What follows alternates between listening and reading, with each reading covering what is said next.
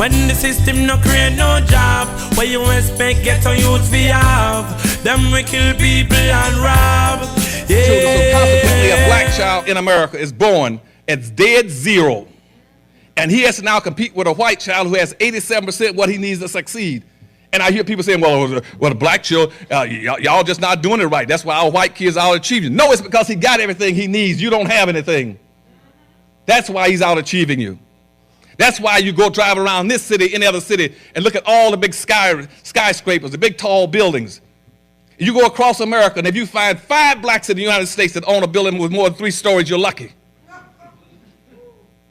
You don't own and control anything. Where are your airplanes and ships and boats? Where are your industries? You don't manufacture anything. All you're doing is consuming. We are 100% consumers and 0 producers in the most capitalistic society on earth. And we have failed to understand because of our marketing people have not told us the truth.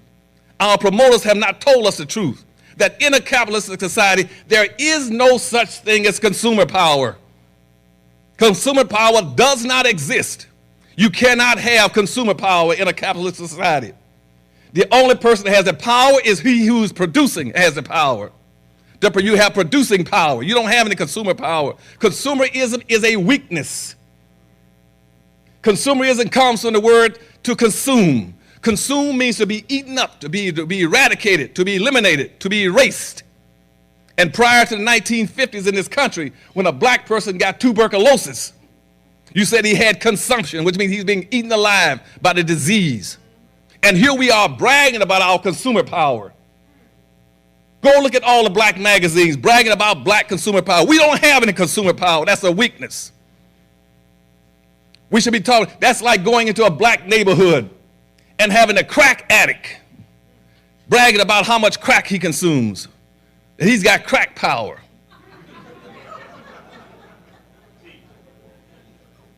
It's the addict that's selling him the crack that's got the power. I mean, the drug dealer.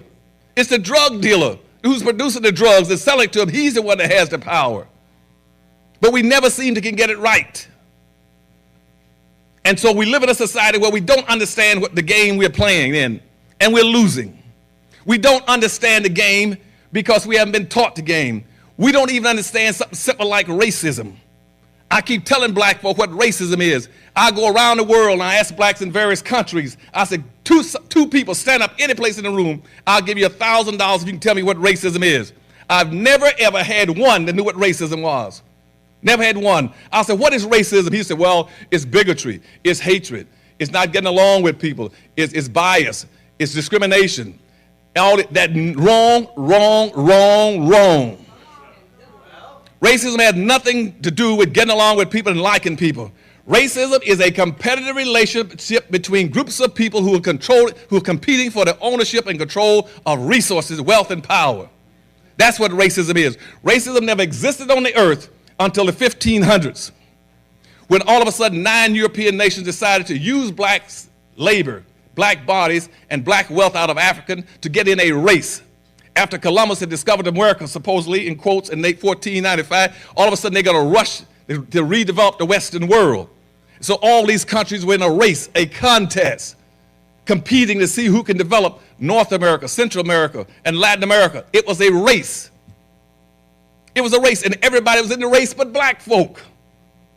Black folk never participated in the race. You were the prize, the boot, the loot that they used to empower themselves.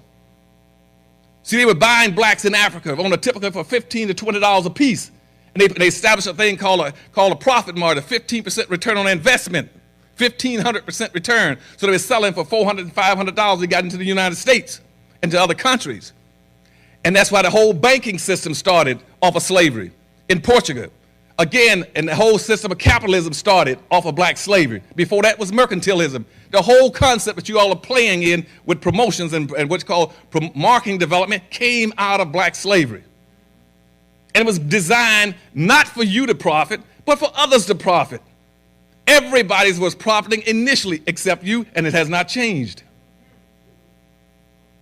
And so when I look at your program, and it says that you are marketing developers. Marketing developers. I would say marketing means going into any environment, a site, a geographical area, and promoting a product or a service or a good to get an equal value for it. You're marketing. But it also stipulates in there that to be a marketer, you must have a market. So I asked black folk, where are your markets? Where are your markets? Where is the black market? And they said, well, Dr. Anderson, we got a black market. Where is it? They said, well, it's all over the United States. And that's how much you get. Well, we got a $650 billion black market. And that's a lot of money. Wrong, it's not. It is not a lot of money. It's only a lot of money when it's aggregated. Scattered through the integration process, your money is nothing. It is chump change. Because we don't plan to have power. That's why we continue to integrate and scatter our money. And then brag about how much money we got. And then we come up with magazines and research to tell everybody where to go get our money and how to get it. Nobody else is that foolish but us. You got to have a license to be that stupid to do those kind of games. You don't tell people how to come into your market and how to sell to your people and take your money and your economy out. That's called a capital drain. When I was assistant secretary in commerce, I took trade missions around the world. Nobody would allow that to happen in their country. We would not let the Japanese come over here and do dumpings, dump their automobiles in Norfolk and in Jacksonville, Florida. That's called dumping, which means you come over and take the wealth out of our nation and doesn't take anything back to Japan. When they come over and dump their steel from Korea, we had a balance of trade policy, so you can't do this. Everybody has a balance of trade policy except black folk. We'll let anybody come in and do anything for us because we haven't changed since slavery. We still don't understand the process. Every day, Burger Kings and McDonald's trucks will come into a black neighborhood and dump hamburgers, Coca-Cola, and take nothing out. That's a balance of trade deficit. This country right now is suffering from a balanced trade because we've allowed it to happen since Bush has been in office. And that's why you cannot profit in the society, because you got a capital drain. Nobody's ever taught black folk how to practice group economics. Your money is supposed to stay in your own country or in your own community and with your own hands and your own people and bounce at least 8 to 12 times. But we are the only people that absolutely refuse to do it. We won't do it. As a matter of fact, we are against spending money with our own people.